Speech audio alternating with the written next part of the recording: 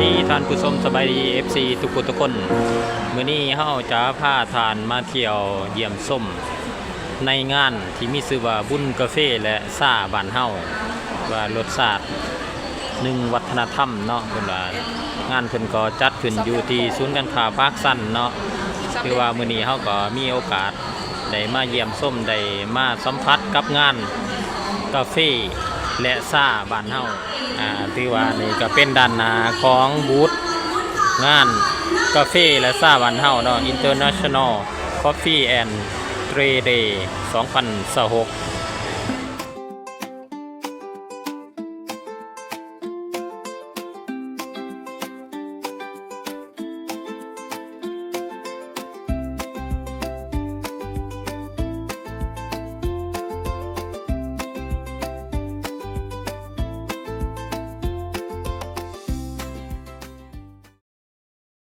สนีกาแฟและซาลาว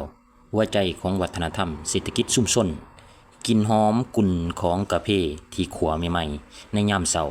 และความอบอุ่นของน้ำชาที่ส่งจากใบชาธรรมชาติบ่เพียงแต่เป็นเครื่องดื่มที่ช่วยปลูกความสดชื่นเท่านั้นแต่มันเป็นสัญลักษณ์วิถีชีวิตภูมิปัญญาและความภาคภูมิใจของคนลาวอยู่ที่นครหลวงเวียงจันทน์ได้มีการจัดงานที่เน้นใส่กาแฟและชาบ่แม่นแต่เป็นการค้าขายแต่คือการเต่าโฮมจิตใจเพื่อเสิร์ชสู่ผลผลิตจากสวนของชาวลาวที่เป็นให้เป็นที่ประจักษ์ตาการเสริมต่อผลผลิตจากผู้สูงสู่ผู้บริโภคในเมืองประเทศลาวเฮาโดยเฉพาะแม่นเขตภูเพียงบริเวณและบรรดาแขวงต่างๆอยู่ทางภาคเหนือมีสภาพอากาศที่เหมาะสมอย่างยิ่งในการปลูกกาแฟและชาที่มีคุณภาพระดับโลกการจัดงานบุญในครั้งนี้เป็นโอกาสที่ดีที่สุดในการสนับสนุนชาวสวนเป็นเวทีให้กับชาวเกษตรกรได้นำเสนอผลิตภัณฑ์กาแฟและใบชาชั้นเลิศโดยเฉพาะกระบวนการผลิตที่ใส่ใจในทุกๆขั้นตอนสร้างมูลค่าเพิ่มให้กับสินค้าลาวจากวัตถุดิบที่ดีเลิศเมื่อนำมาปรุงแต่งด้วยความคิดสร้างสรรค์และหุ่มห่อที่มีความทันสมัยกาแฟและชาลาวจึงกลายเป็นของฝากของตอนอันเลิศที่ใครๆก็อยากได้การยกระดับมาตรฐาน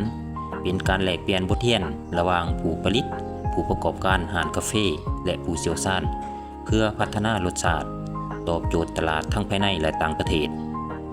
การรักษาเอกลักษณ์วัฒนธรรมการดื่มแบบลาว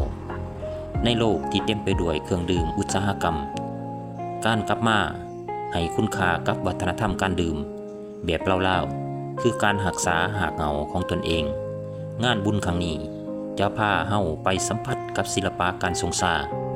เรียนรู้วิธีการทรงชาที่รักษาคุณค่าทั้งบริโภคทั้งโภชนาการและรสชาติอันล้ำเลิศเอกลักษณ์ของกาแฟลาวสำหรับรสชาติกาแฟลาวที่มีบอดี้เข้มข้น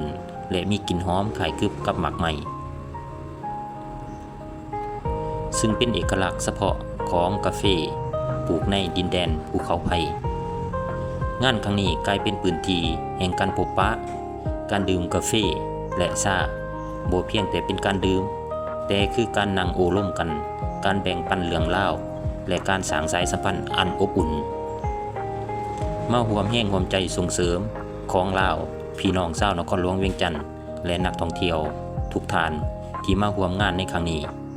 การที่เลือกดื่มกาแฟลาวชาลาวหรือซื้อผลิตภัณฑ์เหล่านี้กลับบ้านมันบ่เป็นเพียงแต่การซื้อเครื่องดื่มเท่านั้นแต่ท่านกำลังส่งเสริมเศรษฐกิจ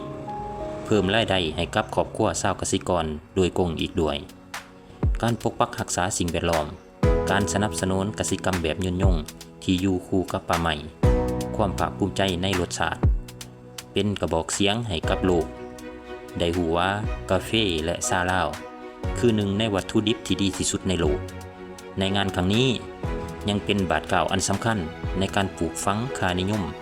การบริโภคสินค้าลาวให้มีความแข็งแกร่งเข้มแข็งและยืนยงมานั่งจิบกาแฟหอมๆพร้อมกับดื่มน้ำชาอุ่นๆท่ามกลางบรรยากาศที่เต็มไปด้วยมิตรภาพและความภาคภูมิใจในความเป็นลาวไปพร้อมๆกัน